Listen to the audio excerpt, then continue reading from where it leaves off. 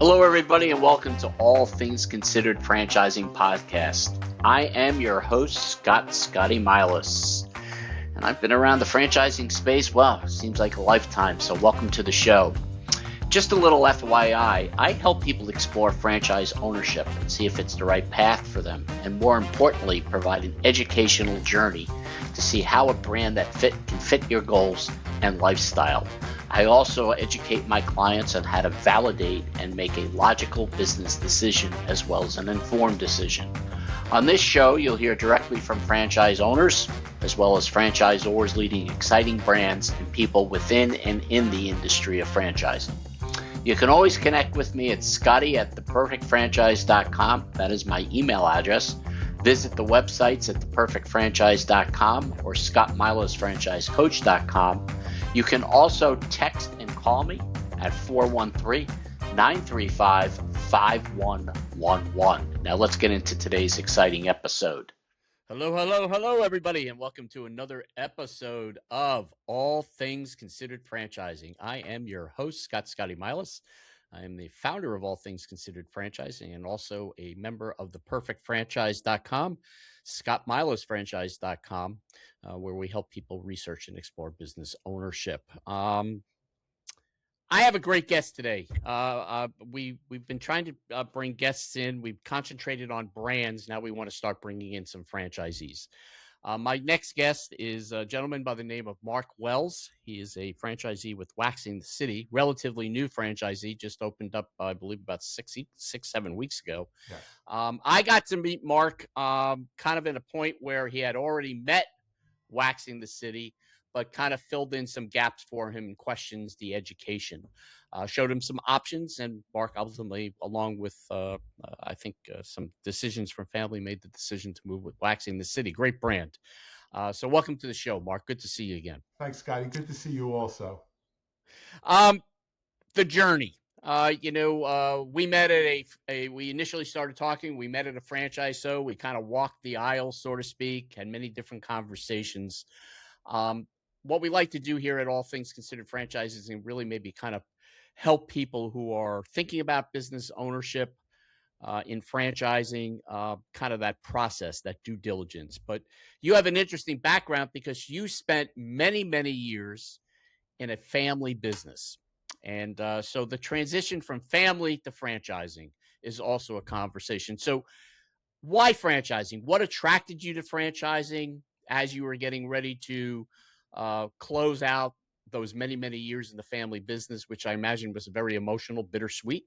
I'm sure there's some great times you could share, but the transition, can you help us with the transition? Absolutely.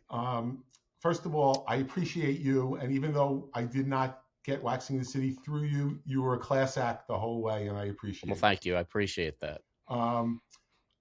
We knew it was time to wind down. I was in the business. My brother and I were third generation. My grandfather started the business in 1948. The business that we ended up in bore no resemblance to my grandfather's business, and he would have been happy about that because we stayed in business for 75 years. Right. I was there for 40 years. It was just time for a variety of reasons. I'm not ready to retire mentally. I like working.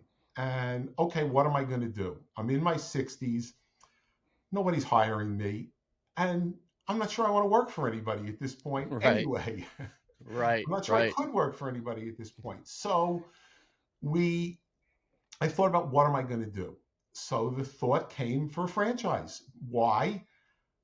I don't want to reinvent the wheel, but I want to still be my own boss. And franchising seemed like it would make sense to me. So that's how I came to explore the franchise world.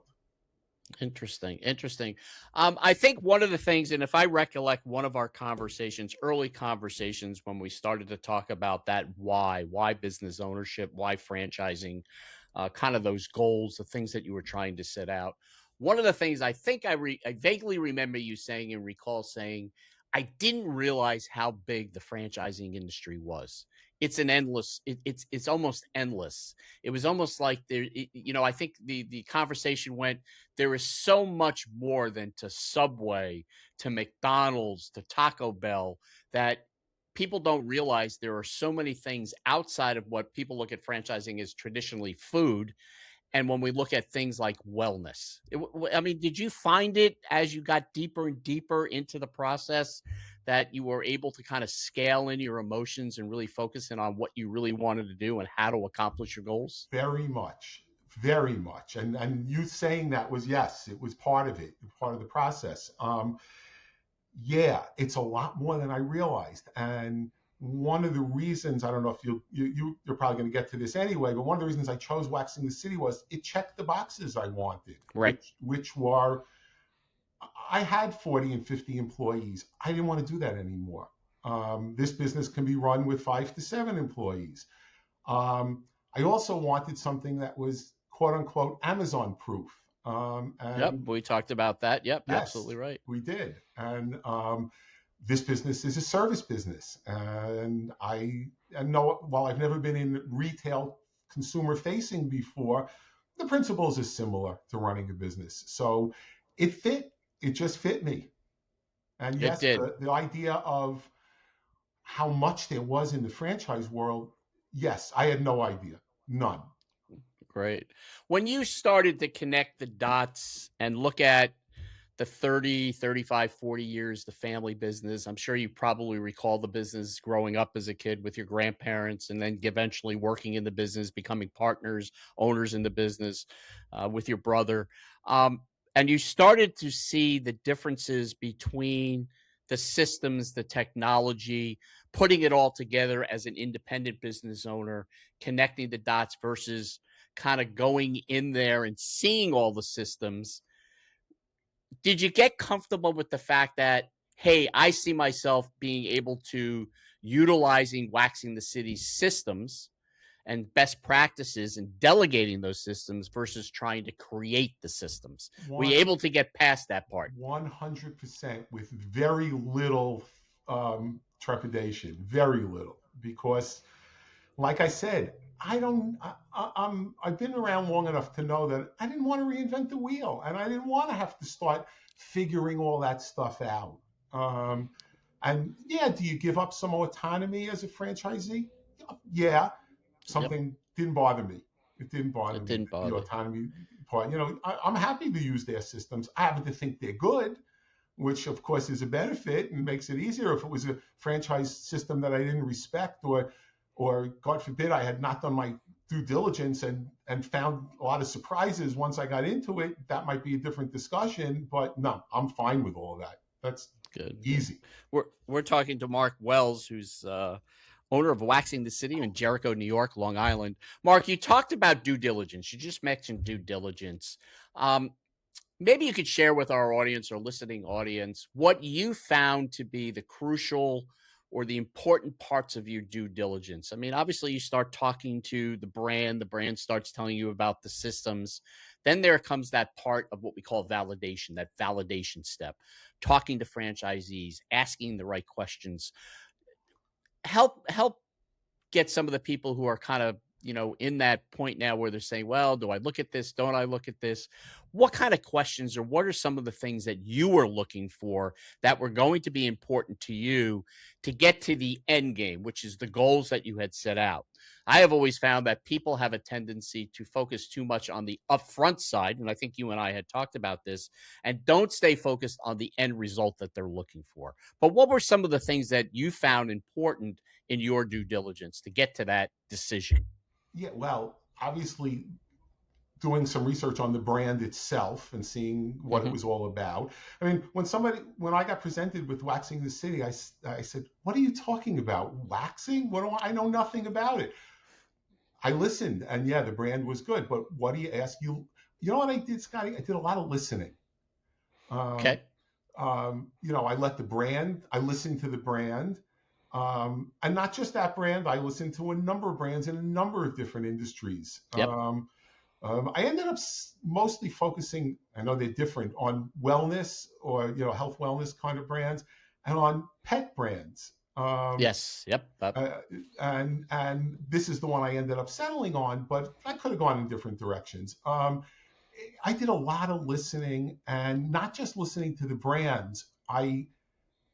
I also listen to other franchisees. I forgot what the rule of thumb is on how many calls you should make, validation calls you should make. Whatever it was, I think I made about double that amount. I made about that amount on brands I didn't choose, and about double the amount on the brand I ended up choosing. I probably spoke to 8 or 10 different franchisees across the country from Waxing the City. And at the beginning, one of the things was I was not totally sold because I'm in New York on Long Island. It's a densely populated, higher cost area. Uh, Um, Speaking to people in more less dense areas and less expensive areas, while valuable, wasn't the whole story. I finally went back to the brand. I said, listen, I know you don't have many franchisees in my area. I said, but you got to put me in touch with some people who are in areas more like mine.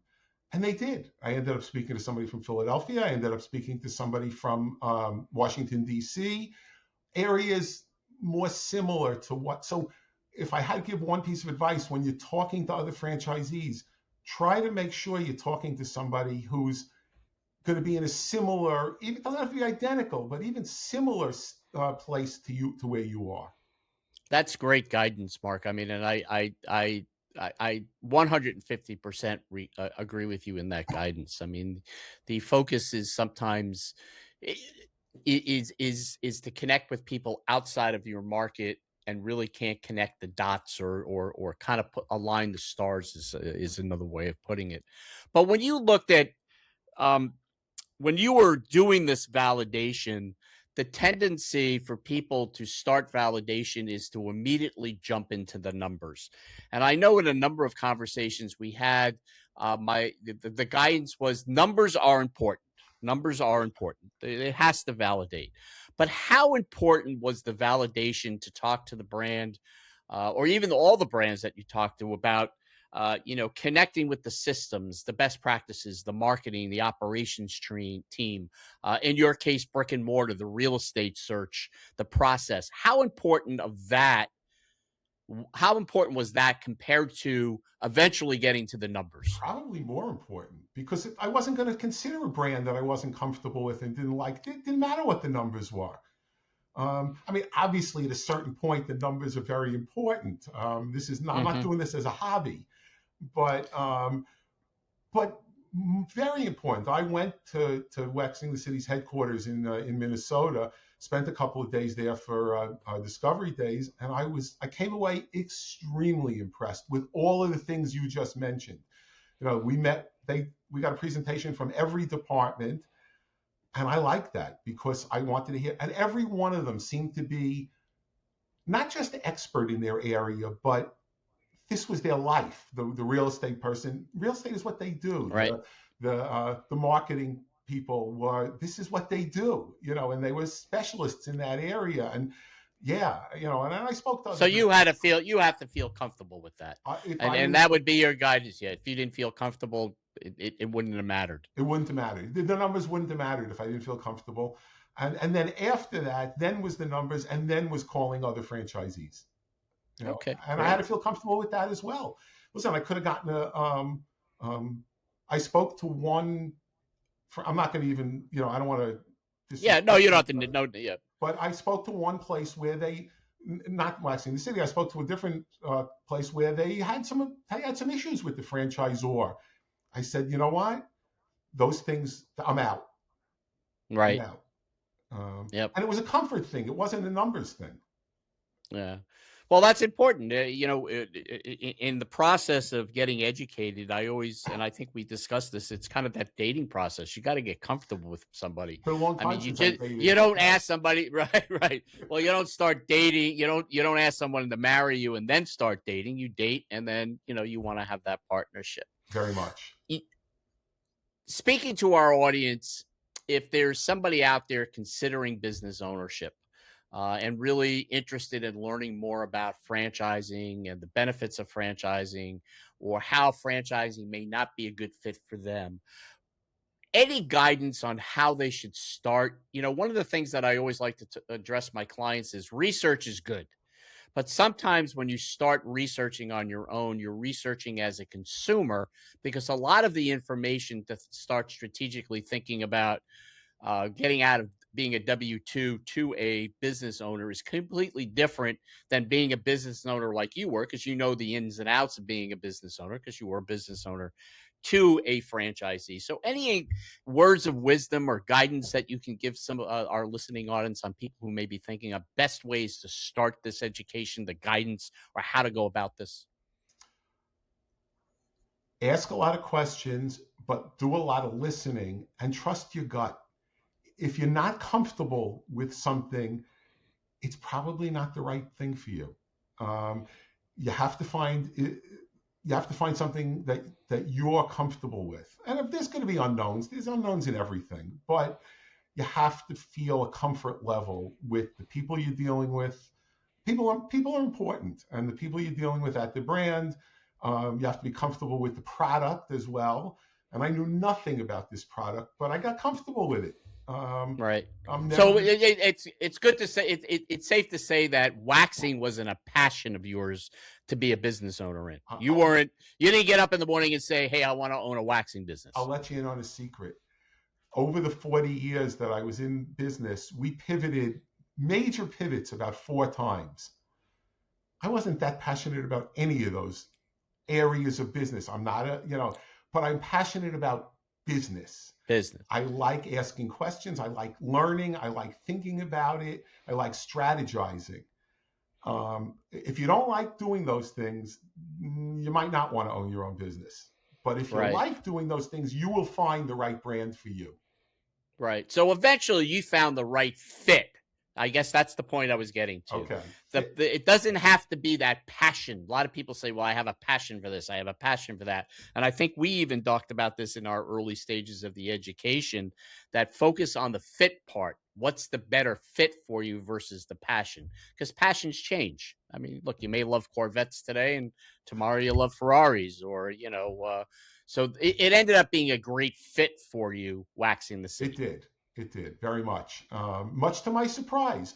But I guess that's another thing I would say. Have an open mind. I mean, my first gut reaction was, "What are you talking about?" I know I said that already, but what are you talking about? And they said, "Listen, just listen." I said, "Fine, I'll listen." I'm glad I did. In your search, your due diligence, and the steps you took to ultimately make a decision, was there anything that you found yourself that you made a mistake on and had to backtrack, or was there a certain course that you followed, track to follow to get to that decision that you made? To get to the decision, no, I really don't think so. And I'm not trying to pat myself on the back, but Right. I got comfortable, and it was a step by step process. Like we just Okay. talked about this, the step by step process. If at any point along the line I wasn't going to be comfortable with it, I probably would have been out on the brand. Right. So no, I don't think so. And again, not to pat myself on the back, but No, no, that's great. And a follow up to that is, how important was the brand's decision to award you the franchise? Because franchises are awarded, that you followed the process to I get think approved. I guess it was just you know what, because I It did was natural for you. it was natural for me. Yeah, I know it's not Okay. natural for everybody. If you've been in the corporate world, this won't be as natural a process as it was for me. Um, but no, it was pretty natural. I mean, I've just done things like this for 40 years. So yeah, it was Okay. something I could just go along with. Right. When we looked at when we look at Jericho, New York, the area you're in, the market that you're in, when you started to kind of zone in and really realize that this was for you, and you started to have those development calls, development conversations, I believe you chose to do one unit to start out, if I'm correct, and correct me if I'm wrong. You're correct. But how important was it for you to understand the scalability of a market if you decided to grow into multiple locations? It was important, but not critical. But that's because I'm at an age and stage in my life where I promise I will never own 10 of these. I'm just not going to do that at my stage. Will I own multiple? To be determined, which is why I started with one, but I am extremely open to Okay. multiple. All Um, right. we'll see. We'll All see. right. Well, we've been talking to Mark Wells, who is a franchisee with Waxing the City, relatively new, just opened his store in, I think, April, correct? January. January of this year. I'm January 15th. I'm open for about 6, 7 weeks. And I'm your host, Scotty Milas of All Things Considered Franchising and a member of the perfectfranchise.com referral network. And of course, scottmilasfranchisecoach.com. Mark, any closing thoughts, any guidance, any additional guidance, anybody out there who's just, generally interested in franchising business ownership, any guidance, any thoughts that you can share? Don't expect the franchise to do everything for you because they don't, and they shouldn't.